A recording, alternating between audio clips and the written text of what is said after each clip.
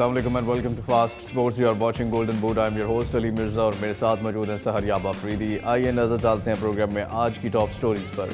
FIFA women's world cup के सनसनीखेज मुकाबले जारी। स्पेन और स्विट्जरलैंड के दरमियान होने वाले मैच में स्पेन ने 1 के मुकाबले में 5 गोल से कामयाबी हासिल करके क्वार्टर फाइनल में जगह बना ली। जापान और नॉर्वे के दरमियान होने वाले मैच में जापान ने नॉर्वे को 1 के मुकाबले में 3 गोल से शिकस्त दे दी। क्या होगा पाकिस्तान फुटबॉल का मुस्तकबिल? क्या नया सदर बदल पाएगा पाकिस्तान फुटबॉल की तकदीर? क्या होगा हैरी केन का मुस्तकबिल? बायर्न म्यूनिख की इंग्लिश स्ट्राइकर को खरीदने की आखिरी कोशिश। लड़खड़ाती हुई पीएसजी के लिए एम्बापे वाले मामले के बाद एक और बुरी खबर। प्रीमियर लीग के एक और स्टार खिलाड़ी की सऊदी प्रो लीग में शमूलियत मुतवक्के। मैनचेस्टर सिटी के स्टार खिलाड़ी बार्सिलोना की अव्वलीन तरजीह बन गए। वेस्ट हैम ने डेक्लन राइस का मुतबादल ढूंढ लिया। ये सब कुछ जानिए आज गोल्डन बूट में। Welcome back to Golden Boot और प्रोग्राम में बात करेंगे वर्ल्ड कप मैचेस की। और पहला मैच स्पेन और स्विट्जरलैंड के दरमियान, जिसके बारे में हम बात करने जा रहे हैं। 1 के मुकाबले में 5 गोल से ये मैच स्पेन ने अपने नाम किया है और यहाँ पर वर्ल्ड कप के क्वार्टर फाइनल के लिए क्वालिफाई कर लिया है। जी हाँ, बहुत ही शानदार परफॉर्मेंस स्पेन की और ये मैच उन्होंने 1 के मुकाबले में 5 गोल से जीता है। और गोल्स की अगर बात करें तो बोनमाची, रिडोंडो, कोडिना और हरमोसा जो है उन्होंने गोल्स किए अपनी टीम के लिए। और कोडिना जो है उन्होंने स्विट्जरलैंड के लिए भी एक गोल किया है जो कि ऑन गोल साबित हुआ था। अफरीदी, किस तरह से देखते हैं ये मैच? आपको लगता है जहाँ पे बड़े बड़े नाम इस वर्ल्ड कप से बाहर हो गए हैं, उसके बाद स्पेन के लिए वो जगह खाली हो रही है कि ये भी कंटेंडर्स हैं वर्ल्ड कप जीतेंगे? जी बिल्कुल। उसमें अगर आप देख लें जितने भी टीमें हैं जो कंटेंडर्स थी वर्ल्ड कप से पहले, उसमें स्पेन का भी नाम सरे फहरिस्त था और स्पेन ही अभी तक अपने डोमिनेंस को कंटिन्यू कर पाई है। बाकी अगर आप देख लें तो कुछ तो आउट ही हो गई हैं और जो इवन यूएस भी है वो परफॉर्म उस तरह से नहीं कर पाई, अभी तक बची हुई थी। और अभी स्पेन जो है वो यूएसए के भी खतरा लग रहा है कि कहीं आगे नॉकआउट स्टेज पे वो नॉकआउट हो सकती है। हाँ, जिस तरह की अगर ग्रुप स्टेज में उनकी परफॉर्मेंस देख लें, अब नॉर्वे का अगर देख लें, कनाडा का देख लें, ऑलरेडी आउट हो चुकी है कनाडा, इटली आउट हो चुकी है। तो जिस तरह हमने मेंस वर्ल्ड कप में देखा कि अपसेट्स बहुत हो रहे थे, तो वुमेन्स में भी हो रहा है, अपसेट हो रहे हैं। लेकिन स्पेन एक वाहिद टीम है जो उम्मीदों पे पूरा उतर रही है और क्लिनिकल बहुत है। मतलब इन्होंने ये सारी जो लड़कियां हैं इनके लिए जो खेलती हैं वो मोस्टली बार्सिलोना फेमिनी की टीम। स्विट्जरलैंड की टीम तो बिल्कुल वो गली मोहल्ले की टीम साबित हो रही थी इनके सामने। डी के अंदर कोई मुजाहमत नहीं थी, बॉल हेडर को लग के बाहर नहीं जा रहा था, वहीं पे गिर जाता था और जो गिरता था उसको फिर कोई पकड़ता नहीं था। वो स्पेन की खिलाड़ी आराम से गोल कर लेती। जी बिल्कुल, बहुत ही एक तरह से सॉफ्ट डिफेंडिंग अगर कहे तो गलत नहीं होगा। स्विट्जरलैंड का यही मसला है व्यूअर्स के, जब भी वो ग्रुप स्टेज से निकलते हैं तो राउंड ऑफ 16 में वो डेयर हो जाते हैं। और चाहे वो उनकी मेंस टीम है चाहे वुमेन्स टीम है, राउंड ऑफ 16 से आगे प्रोग्रेस बड़ा मुश्किल से। चलिए स्टैट्स पे एक नज़र डालते हैं और देखते हैं इस मैच में क्या जो है वो परफॉर्मेंस दोनों टीम्स की तरफ से रही है। और ये रहे स्टैट्स आपके सामने। शॉट्स आप देख रहे हैं स्पेन की तरफ से 26 से 2 ही शॉट्स से स्विट्जरलैंड की तरफ से 1 शॉट ऑन टारगेट था और 10 जो थे वो स्पेन को मिले हैं शॉट्स ऑन टारगेट। पोजीशन आप देख रहे हैं 70% रखा है यहाँ पर स्पेन ने और 30% रखा है स्विट्जरलैंड ने। पासेस भी आप देख रहे हैं, एक्यूरेसी भी देख रहे हैं। कॉर्नर्स यहाँ पर 11 मिले हैं स्पेन को और कोई भी नहीं मिला स्विट्जरलैंड को। क्वार्टर फाइनल में पहुंच गई है स्पेन अफरीदी। सो आपको लगता है कि वहाँ पे भी आसानी से ऐसी ही परफॉर्मेंस, या आपको लगता है यहाँ पर भी कुछ, क्योंकि टीम ऐसी थी आगे कि उस तरह से अगर कोई इनकी मजबूत टीम से मुकाबला होता है तो वहाँ पे आपको लगता है स्पेन बच पाएगी? अभी तक उनका कोई टफेस्ट एक कंटेंडर नहीं आया जिसने स्पेन को चैलेंज किया हो, तो कुछ कह नहीं सकते। लेकिन ग्रुप स्टेज में जब भी बात आती है, जब नॉकआउट स्टेज में चली जाती है, नॉकआउट स्टेज में कोई भी किसी को भी हरा सकता है किसी दिन। क्योंकि अगर उस दिन ये अब देखेंगे मोस्टली जो रिलाई कर रही है स्पेन भी, ऑल्दो उनकी टीम काफ़ी स्ट्रांग है क्योंकि बार्सिलोना की टीम से बनी हुई है, बार्सिलोना फेमिनी और रियल मैड्रिड की टीम। और बार्सिलोना फेमिनी ला लीगा भी जीत चुकी है, चैंपियंस लीग भी जीत चुकी है, 3 साल से कंसेक्यूटिवली बहुत अच्छा खेल रही है।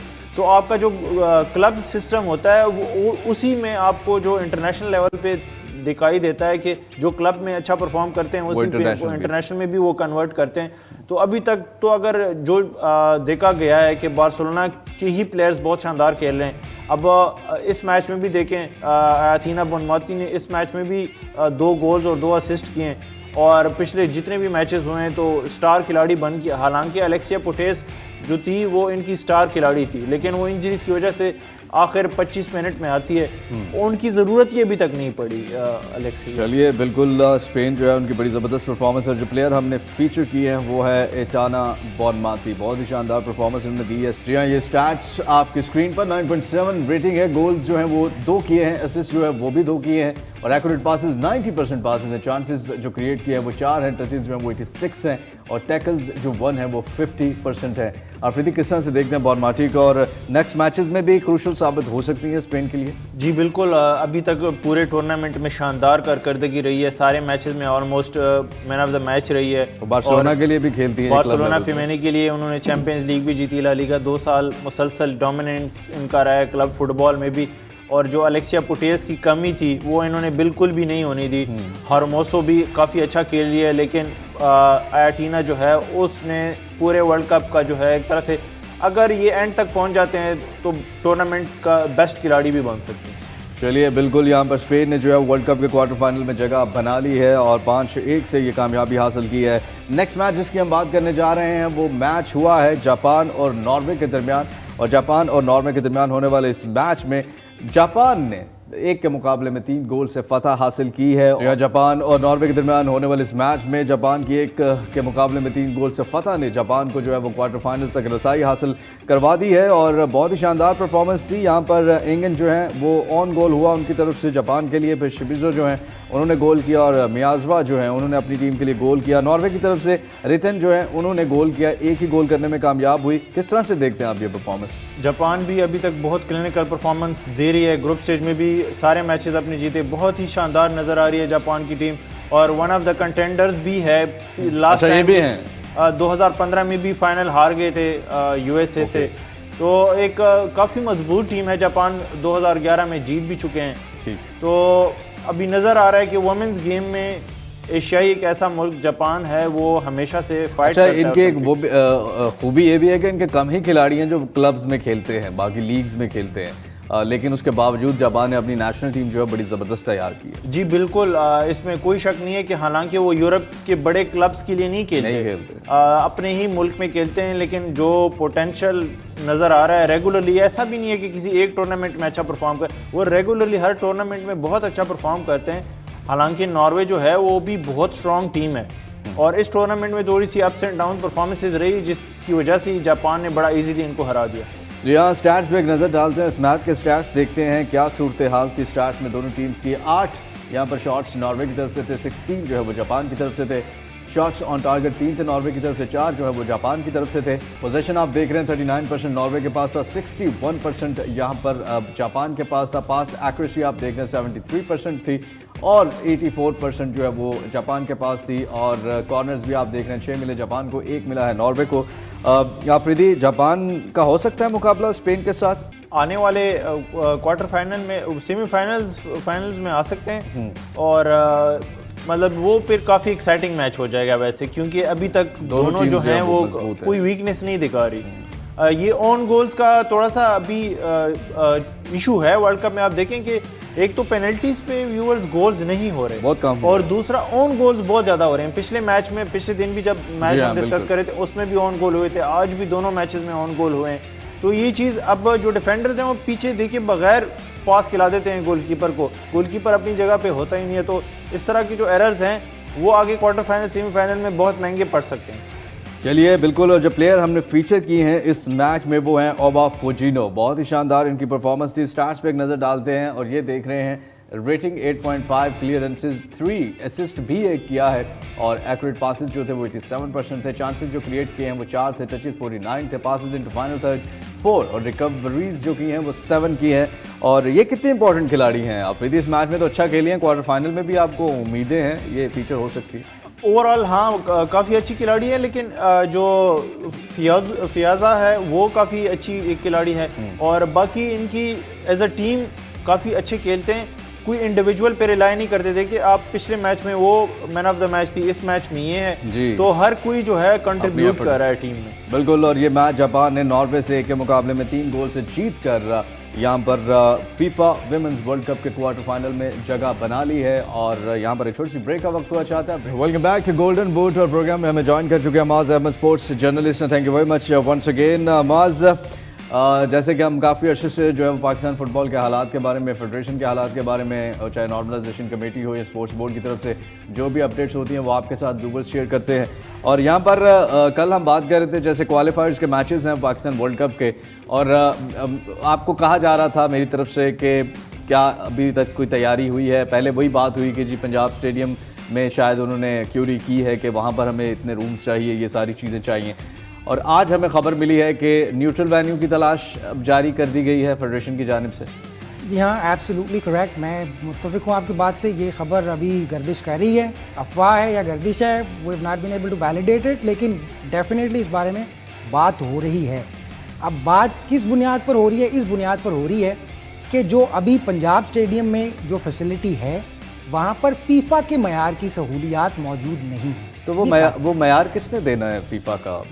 वो उस मयार के लिए पहले आप मैं यहाँ पर थोड़ा सा डिसएग्रीमेंट मुझे इस वजह से है कि आप अफ्रीकी नेशंस भी हैं, आपने अफ्रीकी ममालिक में भी आपने देखा है कभी वहाँ पर भी क्वालिफाइंग राउंड जब होते हैं या मैचेस अगर होस्ट किए जाते हैं इंटरनेशनल भी, तो वहाँ पर भी सहूलियात कोई उस मयार की नहीं होती जिस मयार को आप जिस मयार के तहत आप इसको करना है, जो evaluate इंटरनेशनल स्टैंडर्ड्स है। बिल्कुल वो standard is little too steep for us right now. वैसे भी क्वालिफायर्स के मैचेस हैं और ये कोई वर्ल्ड कप का फाइनल थोड़ी है कि इसके लिए आपको बहुत हाई फाई जो है वो उसके लिए चाहिए। क्योंकि अभी एग्जैक्टली आई एग्री, अभी जो डिमांड की जा रही है फीफा के मयार के मुताबिक वो ये की जा रही है कि आपका एक मीडिया ब्रॉडकास्टिंग रूम भी हो, फिर सिंपल ड्रेसिंग रूम भी हो बिल्कुल उस मयार का, और फिर उसके साथ साथ एक टेक्निकल रूम भी हो। तो ये तीन चीज़ें नहीं है हमारे पास। वो 3-4 वो मुझे लगता है कि हमारे पास सहूलियात हैं, लेकिन उनको उस निगाह से देखा नहीं जा सकता। अभी करना ही नहीं चाहते ना वो, 18 अगर डेडलाइन है ना, वो नजर आ रहा है कि वो जो है वो अपनी आसानी वाला रास्ता इख्तियार करने की कोशिश की जा रही है। कमेंट तो यही है कि जी ज़ेरे गौर ऑप्शंस जो हैं वो मयार के मुताबिक नहीं है, लेकिन क्लियरली ये नहीं बताया गया कि मयार की कमी कहाँ है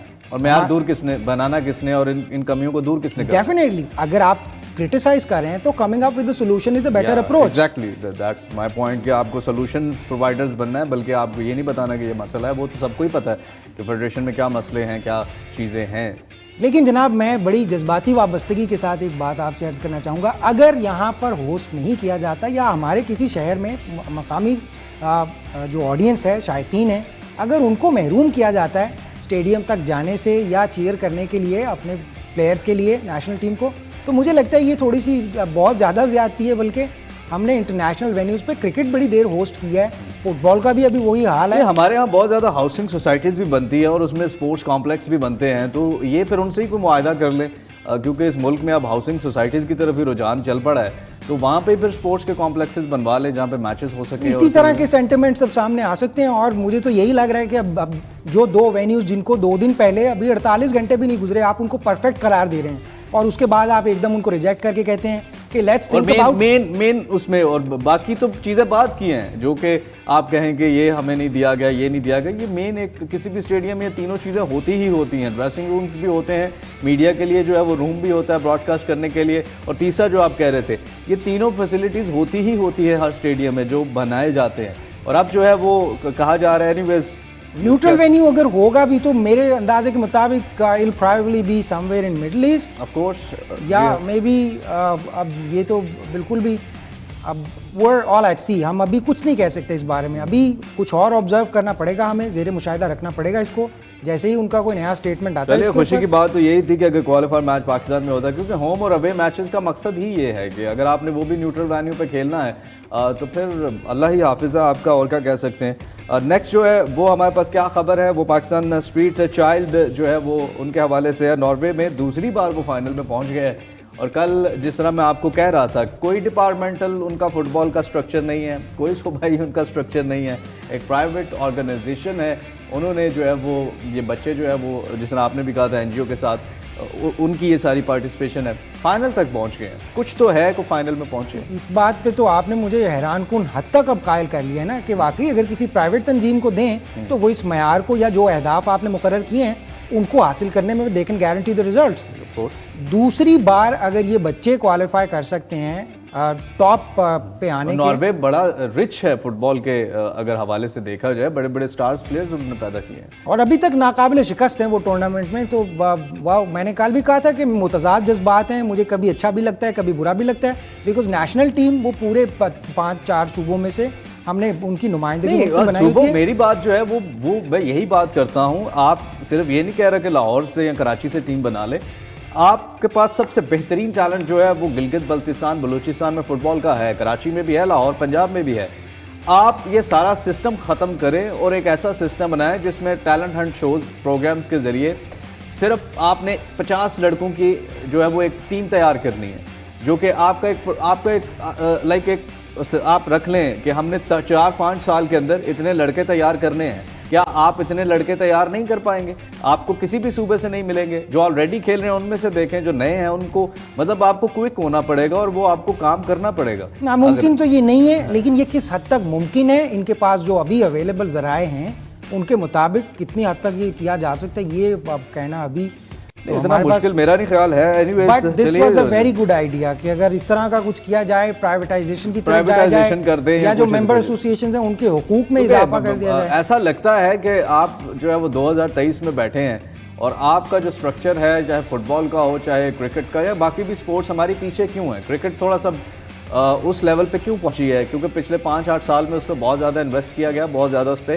काम किया गया और काम वही किया गया है कि उसको दुनिया की बराबरी के हवाले से जो है उस तरह का निज़ाम लाया गया है क्रिकेट के अंदर। तो आप बाकी स्पोर्ट्स, क्रिकेट, हॉकी देख लें, आप वॉलीबॉल देख लें, आप फुटबॉल देख लें, कोई भी स्पोर्ट्स है, क्योंकि हमारे वही निज़ाम है, वो पुराने निज़ाम है और उसी के तहत हम जो है वो लगे हुए हैं और हर एक अपनी कुर्सी बचाने के चक्कर में है कि बस हम बैठे रहें और लेकिन ये इन इस तरह की खबरों पे, जैसे कि अभी वो वेन्यू की वजह से, तो ये वाकई ये बड़ी डिसहार्ट और ये स्पिरिट ब्रेकर्स होते हैं। मुझे लगता है जितनी आप जोशो जज्बे से आप कोई कोशिश अगर कर रहे आप थे, अपना स्पिरिट देखें ना, आपका मोराल अगर इस खबर से गिरा है तो जो प्लेयर्स हैं वो क्या फील कर रहे होंगे जिन्होंने वो क्वालिफाइज, अगर वो जीतना भी चाह रहे हैं और वो नहीं फिर जीत पाएंगे, क्योंकि ऑफ कोर्स एक सैड न्यूज़ है और ये सोचने की बात है पाकिस्तान फुटबॉल फेडरेशन के लिए। न्यूट्रल वेन्यू का तो सोचें ही आप, लेकिन ये भी सोचें कि क्या ऐसे हालात हैं कि आप इस लेवल पे भी पहुंच गए हैं कि आप जो है वो पाकिस्तान में एक क्वालिफायर का मैच जो है वो नहीं करवा सके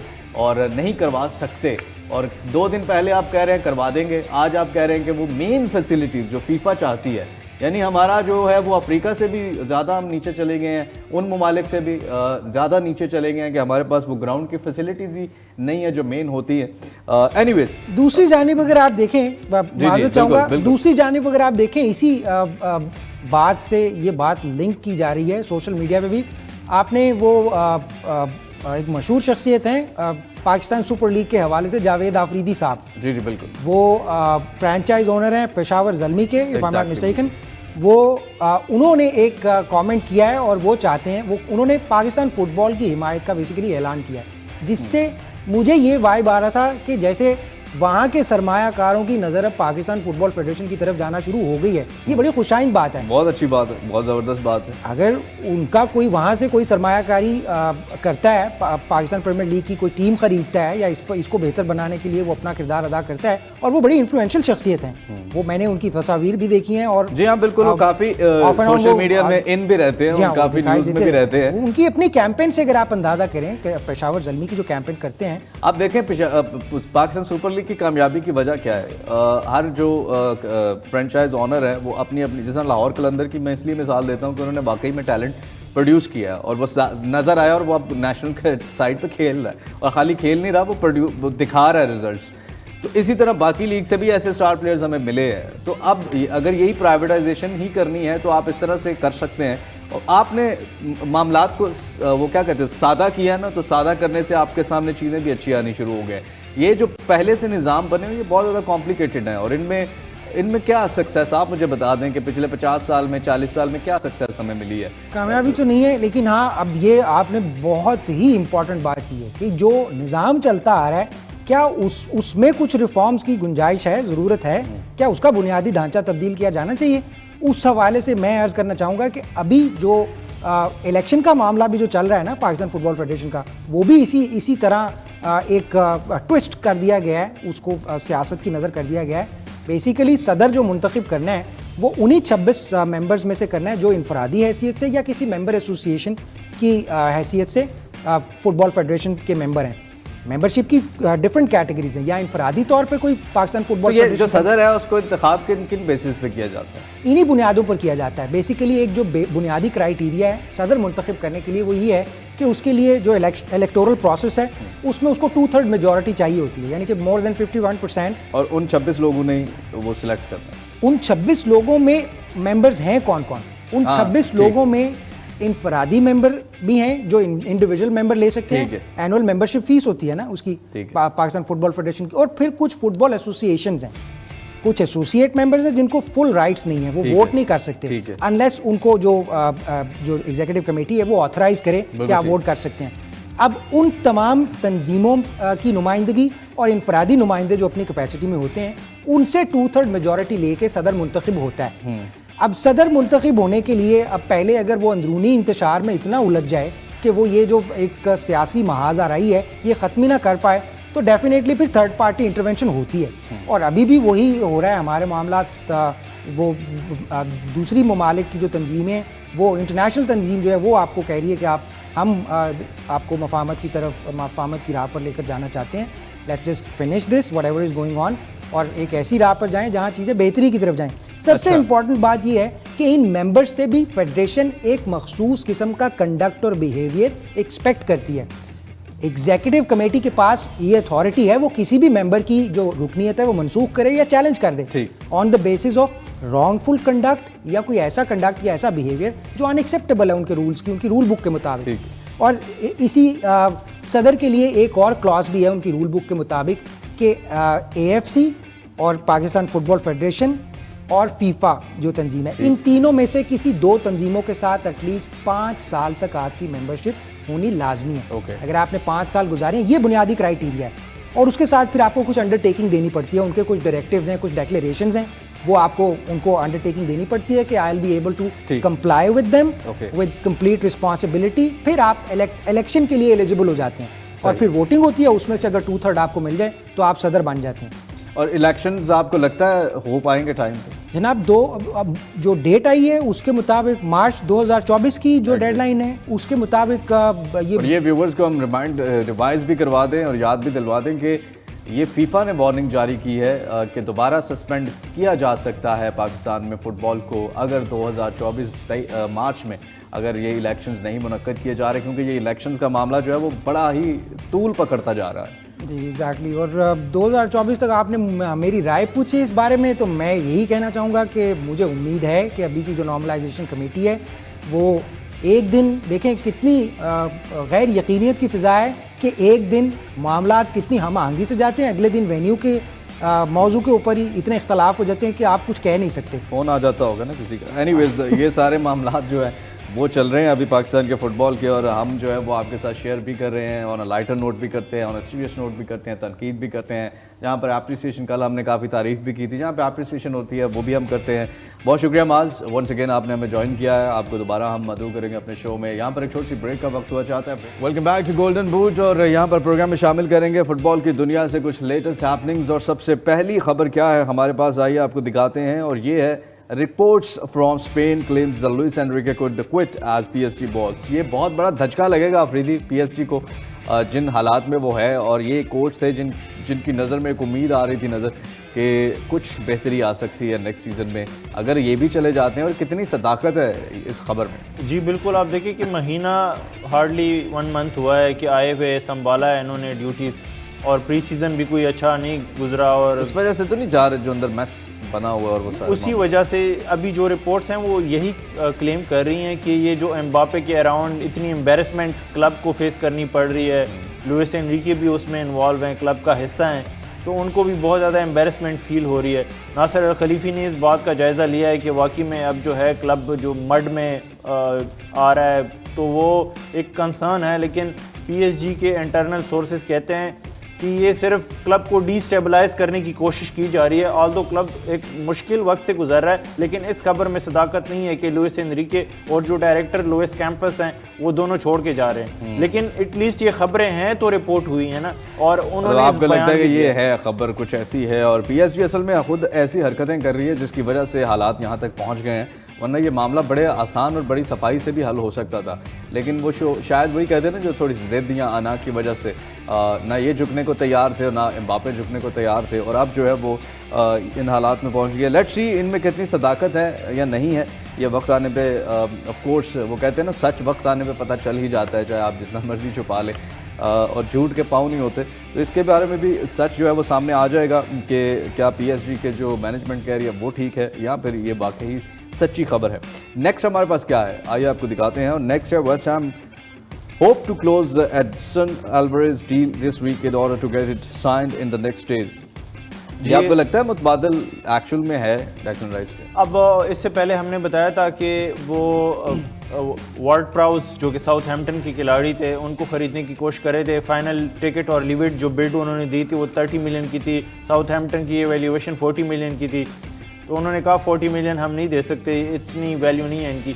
फिर इन्होंने जो है आयक्स के स्टार खिलाड़ी हैं एडसन एल्वारेज, अब ऑब्वियसली खिलाड़ी तो उन्होंने आयक्स के लिए तो काफ़ी अच्छी परफॉर्मेंस दी हैं, बाकी क्लब्स भी प्रीमियर लीग की जो थी वो ख़रीदने की कोशिश कर रही थी, लेकिन उनकी भी वैल्यूएशन मैच नहीं हुई। अभी वेस्ट हैम की जो है वो वैल्यूएशन मैच हो गई है उनके साथ और डील एक तरह से हो गई है। अब वो डेक्लन राइस की रिप्लेसमेंट तो है, लेकिन क्या उस शूज़ को कम्प्लीटली फिल कर पाएगा वो देखना पड़ेगा, क्योंकि जो वर्ल्ड प्राउस थे साउथहैम्पटन के वो एक टेस्टेड प्लेयर थे प्रीमियर लीग में, वो हर सीज़न परफॉर्म कर रहे थे। अब ये एक दूसरी डच लीग से आएंगे तो एडजस्ट होने में टाइम लगेगा, और क्या यहाँ पर भी वैसा परफॉर्म कर पाएंगे या नहीं, लेट्स सी।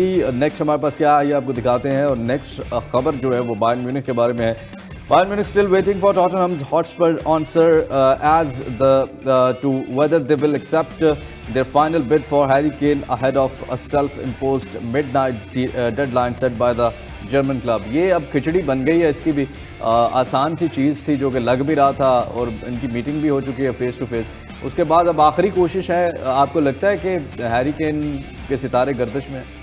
वाकई में अब मसला ये है कि अभी जो करंट अपडेट है उसमें बायर्न म्यूनिख ने इनको बिड जो फाइनल दी थी अभी फ्राइडे जो गुजरा है उसकी डेडलाइन भी साथ दे दी कि फ्राइडे नाइट तक हमें जवाब दे दें, अगर नहीं दिया तो फिर हम बस छोड़ रहे हैं हैरी केन को। प्रेशराइज तो नहीं कर रहे कहीं? क्या पता कि प्रेशर, ऑब्वियसली टैक्टिक्स तो होती हैं प्रेशर करने की, लेकिन जो रिपोर्ट्स आ रही हैं वो कह रही हैं कि 100 मिलियन से कम है लेकिन 90 मिलियन से ज़्यादा है, तो उन्होंने बिड तो इंक्रीज की है। अब देखते हैं कि डेनियल लीवी को बता दें कि ये 100 जो है वो टॉटनहम ने कहा था और 80 मिलियन से स्टार्ट हुई थी ये बिड, और उसके बाद 90 तक चली गई थी, और हमें लग रहा था कि 90 तक ये हो जाएगी। लेकिन अब जो नई लेटेस्ट खबर आई है, जो आफरीदी भी बता रहे हैं कि 100 भी नहीं है और 90 भी नहीं है, तो माइट भी 95 अराउंड 96 97 के अराउंड हो। जी बिल्कुल, और बायर्न म्यूनिख की हिस्ट्री नहीं है, वो इतने एक्सपेंसिव खिलाड़ी खरीदती नहीं है, क्योंकि उनको अपनी ही लीग से प्लेयर्स मिल जाते हैं, उधर से वो जो डॉर्टमंड वगैरह से खिलाड़ी ले लेते हैं, उनको सस्ते दामों मिल जाते हैं। बाहर से जब इनको पता है कि खिलाड़ी खरीदेंगे तो ज़्यादा एक्सपेंसिव, अब साडियो माने इनको इतना एक्सपेंसिव पड़ा और वो एक फ्लॉप साबित हुआ।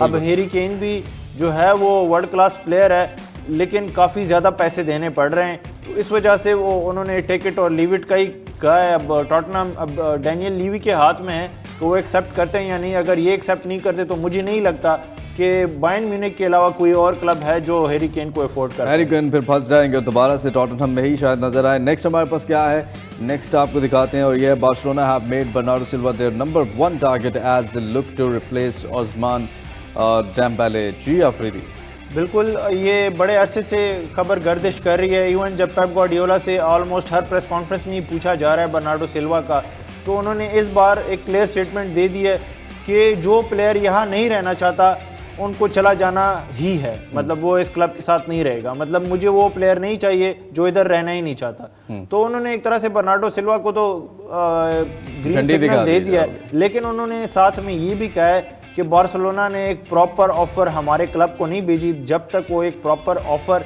नहीं भेजेंगे, क्योंकि स्टार खिलाड़ी है हमारे, तो ये हम नहीं बेचेंगे। तो अब देखते खरीद पाएंगे जो हालात हैं फाइनेंशियल।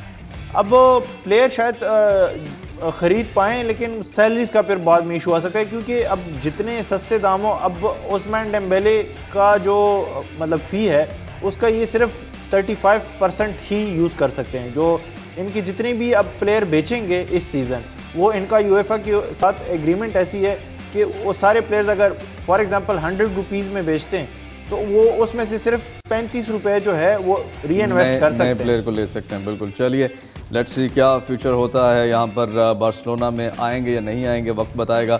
नेक्स्ट हमारे पास क्या है आइए आपको दिखाते हैं, और ये है Willian is on his way to Saudi Arabia. जी हाँ, सऊदी प्रो लीग के लिए एक और फुलहैम के खिलाड़ी जो हैं वो अब चले गए हैं। इनका जाना ये जो है आफरीदी अल शबाब के साथ इन्होंने साइनिंग की है। इनका जाना कितनी बड़ी विक्ट्री है सऊदी प्रो लीग की। ऑब्वियसली एक ऐसा क्लब भी नज़र आया प्लेयर लेते हुए जो कि वो 4 अल इत्तेहाद, अल नसर, अल हिलाल, अल इत्तेफाक में से नहीं है, तो ये भी एक बहुत अच्छी सौ ने पहली बार ये नाम भी सुना होगा, अल शबाब भी है। हाँ, मतलब एक तरह से जो 5th या 6th नंबर की टीमें हैं वो भी अगर कुछ प्लेयर्स खरीद लेती हैं तो बहुत कंपेटिटिव हो जाएगा। वैसे तो सारी लीग्स अगर आप देख लें तो 4-5 की होती है, 2-3 टीमें ही होती हैं जो लीग के लिए कम्पीट करी होती हैं। रियल मैड्रिड, बार्सिलोना और एटलेटिको मैड्रिड ला लीगा में, इटली में भी Inter Milan, AC Milan, Napoli और यूवेंटस है, और जर्मनी में डॉर्टमंड और बायर्न म्यूनिख है, उसमें मोस्टली बायर्न म्यूनिख ही जीतती है। तो इसी तरह अगर प्रीमियर लीग की बात की जाए तो उसमें थोड़े से ज़्यादा हैं, उसमें 5-6 टीमें हैं जो लड़ रही होती हैं। लेकिन सऊदी प्रो लीग जो है वो 5वीं 6ठी टीम भी अगर अच्छे प्लेयर्स ले लेती है तो वो कम्पीट कर सकती है अल नसर वगैरह, अल हिलाल के साथ। अब विलियन ने 2 हफ्ते पहले ही कॉन्ट्रैक्ट एक्सटेंड किया था फुलहम के साथ। पिछला सीज़न बहुत ही शानदार खेला, हालांकि ये भी अपने ट्वाइलाइट में पहुंच चुके हैं कैरियर के, लेकिन फिर इन्होंने फैसला बदला और अभी जा रहे हैं सऊदी लीग। चलिए, अच्छी खबर सऊदी प्रो लीग के लिए और अल शबाब के लिए कि वहाँ पे अब खेलते हुए नज़र आएंगे। और ये आज का प्रोग्राम, कुछ खबरें, कुछ न्यूज़ थी हमारे पास, और इसके साथ साथ कुछ अपडेट्स थी मैचेस के हवाले से और पाकिस्तान के फुटबॉल के हवाले से। अगर आप इस प्रोग्राम को रिपीट में देखना चाहते हैं तो हमारी वेबसाइट fastsports.tv, यहाँ पर आप देख सकते हैं, और यूट्यूब पे भी देख सकते हैं। यूट्यूब पे हमारा जो चैनल है वो है फास्ट स्पोर्ट्स PK। यहाँ पर आप हर किस्म के शोज़ देख सकते हैं, और पूरी दुनिया में जितने भी स्पोर्ट्स हो रही हैं अगर आप उनसे अपडेटेड रहना चाहते हैं तो हमारे सोशल मीडिया जो लिंक्स हैं उनको फॉलो कीजिए फास्ट स्पोर्ट्स के नाम से। आज के प्रोग्राम से अपने मेज़बान अली मिर्ज़ा और सहरयाब अफरीदी को इजाज़त दीजिए। अपना बहुत सा ख्याल रखिए, देखते रहिए Fast Sports, home of champions. अल्लाह हाफ़िज़।